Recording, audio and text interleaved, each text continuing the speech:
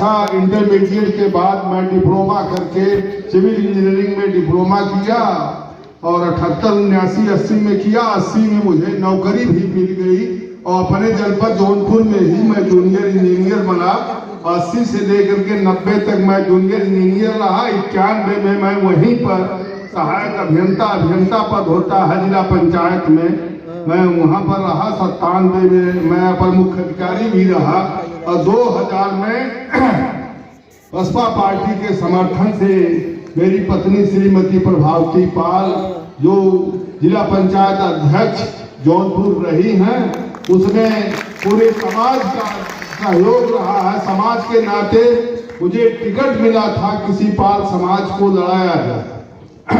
इसके बाद 2010 से लेकर के 16 तक हमारी पत्नी श्रीमती प्रभावती पाल विधान परिषद स्थानीय निकाय की चुनाव लड़ी और जीती।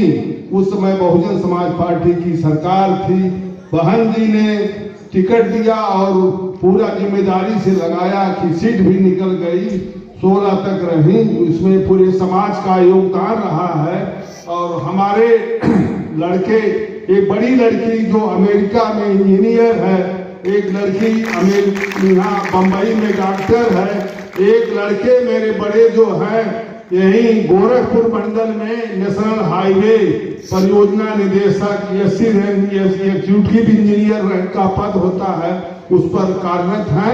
सब काम मैं ईमानदारी से किया हूँ और जो अभी जीरो से हीरो बोले हैं, संभाले हैं। और विद्यालय के संचालन के लिए मैं भी यही कहना चाहता हूँ कि शिक्षा के बल पर सब कुछ पाया जा सकता है। हमारे जिले में हम लोगों के गुरु थे फेरूराम पाल जी, उन्होंने इंटर कॉलेज राजमाता अहिल्याबाई होलकर का नामकरण चला रहे थे और चला है विद्यालय। फिर मैं उसमें कुछ दिन तक लगा, फिर अपना एक विद्यालय सुप्रभात चिल्ड्रंस एकेडमी CBSE बोर्ड का मैं डाला हूँ और उससे मुझे काफी मान सम्मान और हर तरीके का लाभ मिलता है।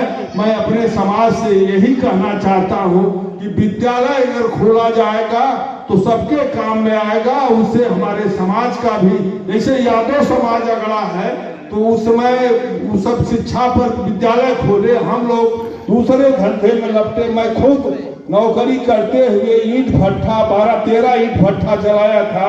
उस समय कामता रामपाल जी जो जेडी हैं उसको हमें बुला करके कह रहे थे कि कोई पाल ऐसा है जो जमीन वाला भी है, दबंग भी है और भट्ठा में लगता है, बुला करके शिक्षा में। लेकिन मुझे उस समय नहीं मौका मिला, लेकिन कामता जी फिर बाद में हमें मान्यता दिलवाए।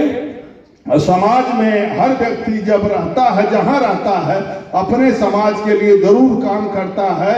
मेरी यही सद्भावना है कि हमारा समाज जागे और आगे बढ़े। और यह सुझाव मैं देता हूँ कि जैसे मीटिंग होती है, इसकी कार्यविधि एक प्रोसीडिंग लिखी जाए कि कौन कौन उपस्थित हुए, उसमें क्या क्या कार्यवाही लिखी गई, इसकी कार्यविधि को बुकलेट छपवा करके सभी लोग पैसा दे करके मंगवाएंगे। जैसे बताया गया कि इसके 3 साल पहले यह हुई है, 100 का एक लिख इसकी प्रोसीडिंग बनाई जाए और हर साल के कार्यक्रम जैसे जीरो से हीरो बोले हैं, अगली साल सिद्धार्थनगर में कराया जाए। इससे लोगों को समाज में जागरूकता आएगी। बस यही मेरा सुझाव है। जय हिंद, जय भारत, जय पार्टी।